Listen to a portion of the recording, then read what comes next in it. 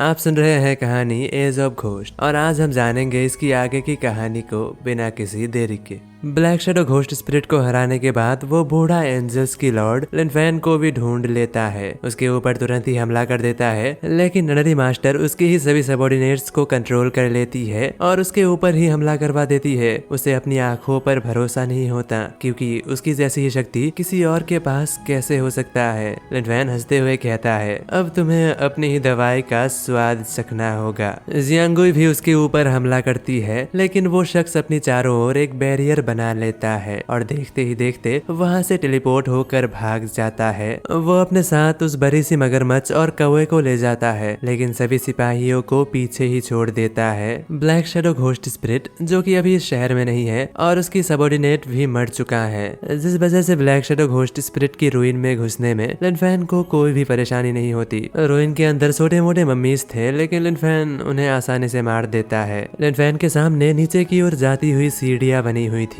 उसे देखकर यसुना बताती है कि ये सीढ़ियां टट की अंडरग्राउंड सीक्रेट रूम की ओर जाती है। यहाँ टट महाराज को कहा जाता है, जो कि अभी ब्लैक शैडो घोस्ट स्पिरिट है, लेकिन अभी से हम उसे महाराज ही बुलाएंगे। लिन फैन जुआनहुआ के पीछे उस कमरे के अंदर पहुंचता है। कमरे में अंधेरा थी। जुआनहुआ आग जलाती है। कमरे के अंदर पहुंचकर यसुना बताती है, ये वही कमरा है जहाँ पर महाराज ने ब्लैक शैडो घोस्ट स्पिरिट को समन किया था। शायद इस कमरे में महाराज की कोई सीक्रेट चीज छुपाया हुआ होगा। जहाँ लिन फैन को उस कमरे में बहुत सी खजाने मिलते हैं। लिन फैन अपनी सभी घोस्ट स्पिरिट को बाहर निकाल लेता है और कहता है, आसपास देखो, शायद से कोई सीक्रेट कमरा हो सकता है। वही कुछ ही देर में जियांगुई को दीवार पर बनी हुई एक फॉर्मेशन मिलती है। उसे एक्टिवेट करते ही एक नया दरवाजा खुल जाता है। जियांगुई, लिन फैन और जुआनहुआ उसके अंदर जाता है तो दीवार पर एक फैमिली ट्री बनी हुई थी, जो कि शायद एक टेम्पल था। यसुना बताती है, हाँ, ये रॉयल फैमिली की मंदिर है और यहाँ पर बस महाराज ही आ सकते थे। जहाँ दीवार के अंदर उनके फैमिली मेंबर्स के सभी रिकॉर्ड्स मौजूद थे। जहाँ लिन फैन को टट के रिकॉर्ड्स भी मिल जाते हैं, जिसे महाराज ने समन किया था और उसके साथ मर्ज हो चुका था। उस स्क्रोल के अंदर टट के सोल ऑब्जेक्ट्स के बारे में जानकारियां थी। वही लिन फैन बताता है, थ्योरी के हिसाब से सोल ऑब्जेक्ट को डिस्ट्रॉय करने के बाद उसकी सोल भी डिस्ट्रॉय हो जाती है और अगर नहीं भी मरती तो एटलीस्ट वो कमजोर तो हो ही जाती है। उस स्क्रोल के हिसाब से टट के 3 सोल ऑब्जेक्ट्स थे। पहला स्टाफ ऑफ हॉरेस, दूसरा पालो ब्लैक पैंथर स्टैचू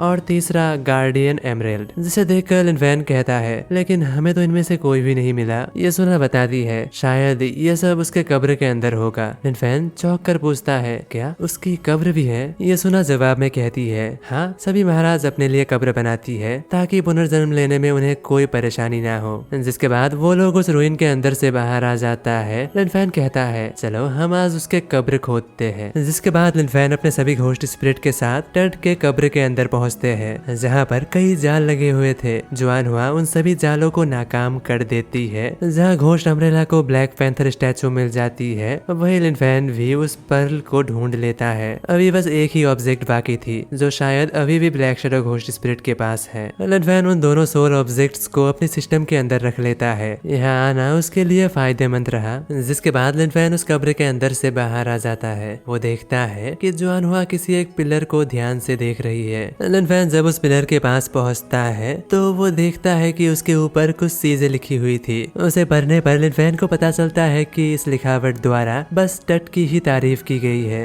और उन लिखावट के हिसाब से सालों पहले हुई उस एक्सप्लोजन की जिम्मेदार यसुना की फैमिली है। इसे देखकर यसुना उदास थी। उसकी पूरी फैमिली को टट द्वारा मार दिया गया था और इवन दीवार पर उनके बारे में गलत चीजें लिखी हुई थी। वही लिन फैन बिना वक्त गवाए उस पिलर को एक ही मुक्के में तोड़ देता है। उसे टूटता हुआ देख यसुना परेशान हो जाती है। उसे परेशान देख लिन फैन हल्का गुस्से में कहता है, ऐसी गलत जानकारियां इतिहास के तौर पर रहना डिजर्व नहीं करती। जुआनहुआ, इस पूरी जगह को तबाह कर दो। लिन फैन के कहे अनुसार जुआनहुआ उस पूरी जगह को पल भर में तबाह कर देता है और उसे मिट्टी में मिला देता है। जिसके बाद वहाँ से जाते हुए लिन फैन खुद से ही वादा करता है कि वो टट को अपनी हाथों से मारेगा। और कुछ ही देर में रात हो जाती है। घोस्ट पेंटिंग लिन फैन से पूछती है, लिनफेन क्या तुम्हें आराम नहीं करना? उसकी बात सुनकर लिनफेन जवाब में कहता है, नहीं अभी हम आराम नहीं कर सकते। वो बूढ़ा एंजल अभी तक वापस जाकर सभी लोगों को हमारे बारे में बता दिया होगा। लिनफेन जो कि अभी भी आगे बढ़ रहा था, उसके कम्युनिकेशन डिवाइस पर नोटिफिकेशन आता है। वो देखता है कि उसके सामने बहुत से घोस्ट स्पिरिट्स हैं। शायद से सामने वैरियर होगा, उसके अंदर एंजल्स की याली पोर्ट है। उस वैरियर के बाहर बहुत से घोस्ट स्पिरिट्स होंगे। वही जियांगुई खुद को छुपा लेती है और पहले आगे जाकर देखने का डिसाइड करती है।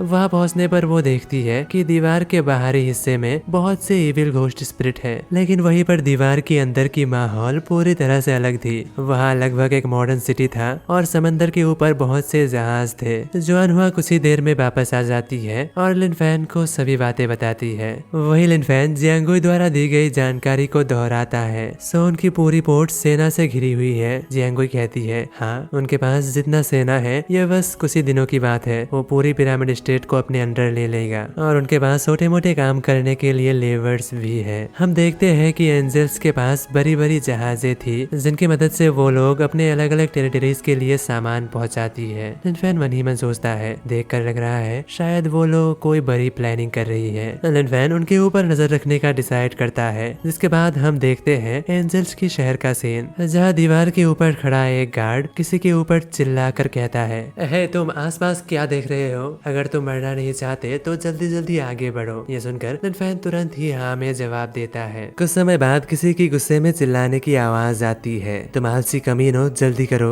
ये एक मोटा शख्स था जो कि जहाज पर काम करने वाले लोगों के ऊपर चिल्ला रहा था। उनमें से एक लिनफेन भी था। उनके बीच में घुल मिलने के बाद और उन पर कुछ समय नजर रखने के बाद लिनफेन को पता चलता है कि वो इन जहाज द्वारा खाने पीने की सामान ले जाते हैं और ले आते हैं। तभी अचानक लिनफेन के सिस्टम से नोटिफिकेशन आता है, होस्ट टोंग टोंग की सोल फ्रेगमेंट डिटेक्ट हुई है। वो लगभग 1000 मीटर के दायरे के अंदर है। सिस्टम की इस नोटिफिकेशन को देखकर लिनफेन के चेहरे पर हल्का मुस्कुराहट आ जाता है। वो मन ही मन सोचता है, यहाँ सच में टोंग टोंग की सोल फ्रेगमेंट है। और अचानक लिनफेन वहाँ से गायब हो जाता है। वो मोटा शख्स लिनफेन को आसपास ना देखकर सवाल पूछता है, आखिर वो आलसी बच्चा किधर गया? वही हम लिनफेन को देखते हैं जो कि टोंग टोंग की घोस्ट फ्रेगमेंट की मदद से उसकी सोल फ्रेगमेंट को ढूंढने की कोशिश कर रहा था। उसे महसूस होता है कि सोल फ्रेगमेंट शायद इस बोट के अंदर है। वही लिनफेन उस बोट के अंदर जाने के बारे में सोच ही रहा था, तभी अचानक गोली की आवाज सुनाई देती है। उस जहाज के कैप्टन ने आसमान की ओर गोली चलाई थी। वो कहता है, क्या तुम में से कोई मेरे साथ आना चाहेगा? जहाज को चलाने में बहुत से लोग लगते थे, लेकिन उसके पास कुछ लोगों की कमी थी, इसलिए वो दूसरों को इनवाइट करता है और लोगों की ध्यान खींचने के लिए वो नीचे की ओर गोली चलाता है। वो कहता है, क्या तुम लोगों के पास काम की कमी है? तुम मेरे बोट पर आकर काम कर सकते हो। कैप्टन की बात सुनकर उनमें से कई लोग खुश हो जाता है। उनमें से एक कहता है, कैप्टन आपके लिए काम करना सम्मान की बात होगा। वही दूसरा कहता है, हाँ हमें पता है आपके शिप के अंदर कई अच्छी फैसिलिटीज मिलते हैं, हम जरूर काम करना चाहेंगे। वही लिनफेन भी उस शिप पर चढ़ जाता है, जिसके बाद जहाज निकल पड़ता है यूरोपियन कॉन्टिनेंट के लिए। वही जहाज के अंदर लेबर कैबिनेट लिनफेन एक शख्स के साथ बैठा था। लिनफेन अपने शब्दों को ध्यान से चुनते हुए कहता है, मैं यहाँ पर काम के सिलसिले में दूर से आया हूँ, मुझे एंजल टेरिटरी के बारे में कुछ भी नहीं पता, क्या तुम मुझे कुछ बता सकते हो? वो शख्स देखने में बहुत कमजोर लग रहा था। वो कहता है, हम इसके बारे में कुछ नहीं कर सकते, हम बस मरने तक उनके लिए काम ही कर सकते हैं और पता नहीं कब हम उनका खाना बन जाए। उसकी बात सुनने के बाद लिनफेन मन ही मन सोचता है, इस बोट की सभी लोग वैम्पायर्स हैं और जितना पता चला है कैप्टन शायद बहुत ताकतवर है। मुझे उनसे बच के रहना होगा और बस टोंग टोंग की सोल फ्रेगमेंट को ढूंढना होगा। तो इसी के साथ आज की ये एपिसोड यहीं पे समाप्त होता है। मिलते हैं अगले किसी वीडियो के साथ, तब तक के लिए बाय बाय।